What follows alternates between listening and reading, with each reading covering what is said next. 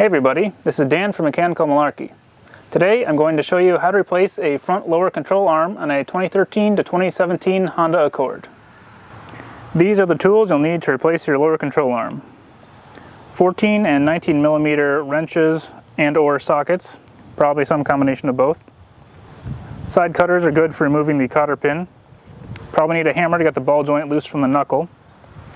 You may need some pry bars, probably bigger than this would be helpful. If you have access to power tools, preferably air tools because they tend to be more powerful, it can be very good to have an air wrench because these bolts can take a lot of torque to get out. If you don't have power tools, you'll need a good long breaker bar, maybe also a long ratchet, and a lot of muscle power. One special tool you might need is this ball joint remover tool. You use it to push the ball joint out of the lower control arm. You can pick this up at Harbor Freight for a little over 20 bucks. First, lift and safely support the car on jack stands. Never use just the jack. And then take off the appropriate wheel for whichever side you're replacing the lower control arm. First, we need to disconnect the lower ball joint. If it's an original Honda ball joint, it will have this special type of cotter pin. So usually if you pull this out of where it's hooked in and turn it to the side, then you can just pull it straight out. Then remove the nut, which is a 19 millimeter.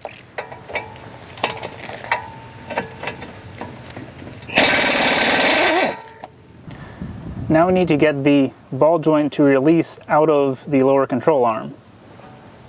A lot of times this can give you trouble because they like to seize in there, especially with rust in areas like this. So one method is to take a hammer and hit the control arm until it pops. You could use a pickle fork, but those often damage the ball joint. So this is where the ball joint removal tool comes in. To use the ball joint remover tool, you need to put the nut back on most of the way. But using the ball joint remover tool usually crushes in the top of the castle nut, so you'll need a new nut. Or you could potentially try screwing it on upside down.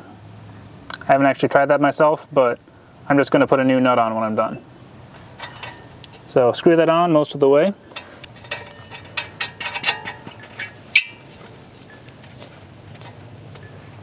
You don't want it to be on just a little bit because I've actually bent ball joints using this tool.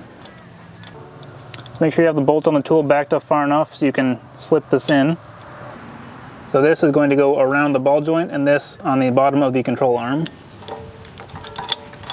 So get that in position, then hammer it in.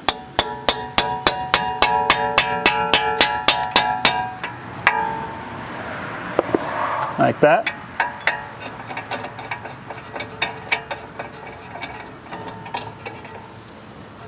Snug the bolt down and then tighten it with a ratchet.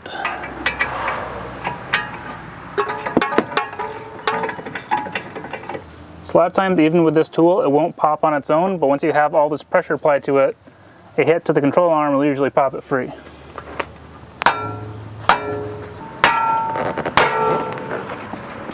Took a few hits, but as you saw, it eventually popped there. So now, back the tool back off.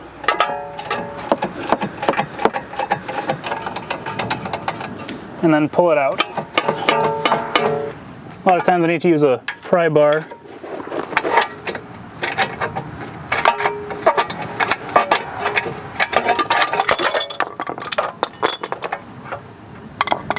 And then remove the nut.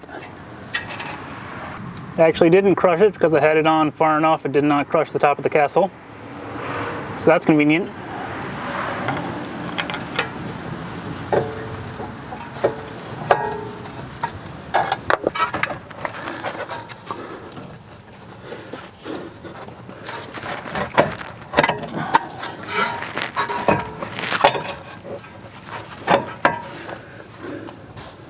And move the knuckle off of the lower control arm.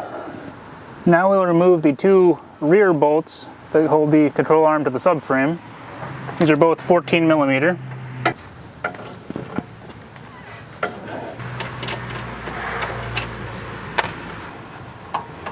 This one's a little tricky to get to, but I should be able to do it with my ratchet here.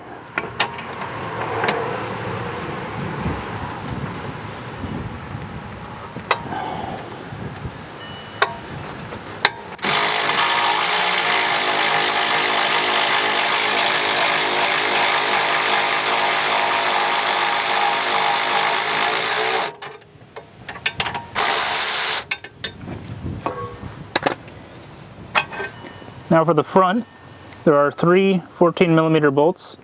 2 of them are under the plastic, but conveniently there are holes so you can get to them.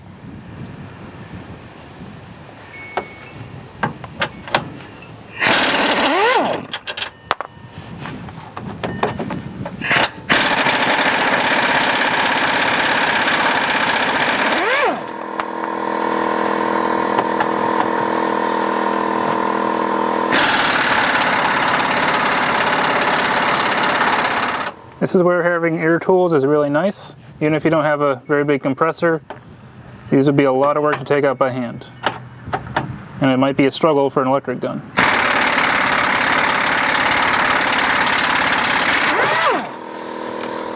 And then pull the control arm out.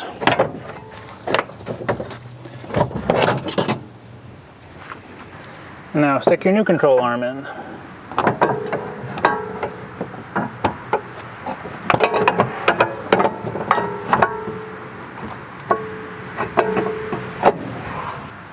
It'll probably take some wrestling to get this into place properly because you're fighting against the bushings and everything. So currently the lower control arm is above where the lower ball joint is, but that allowed me to get the front in. Now I'm going to try to get the back in. I haven't tightened anything on the front yet.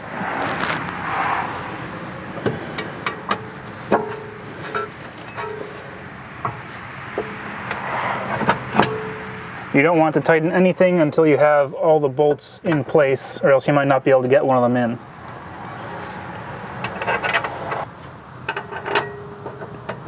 You want to be careful getting these rear bolts in because they're going into aluminum, which can easily get stripped.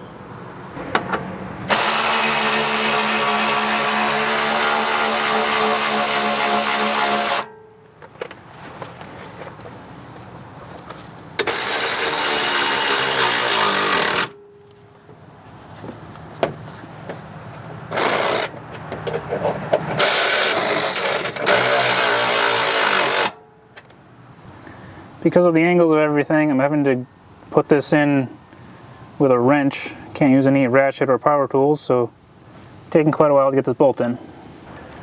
Once you get it all in, tighten up the bolts.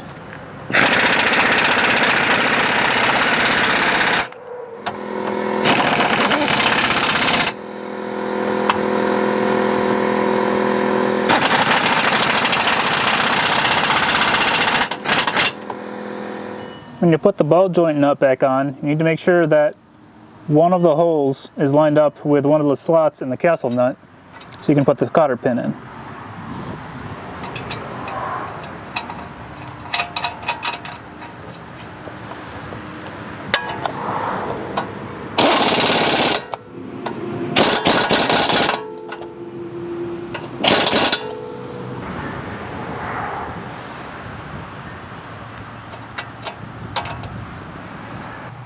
I hope this video was helpful. If it was, please like, comment, subscribe to the channel. Follow me on social media on Facebook, Twitter, and Instagram, and read the blog at mechanicalmalarkey.com. Thanks for watching.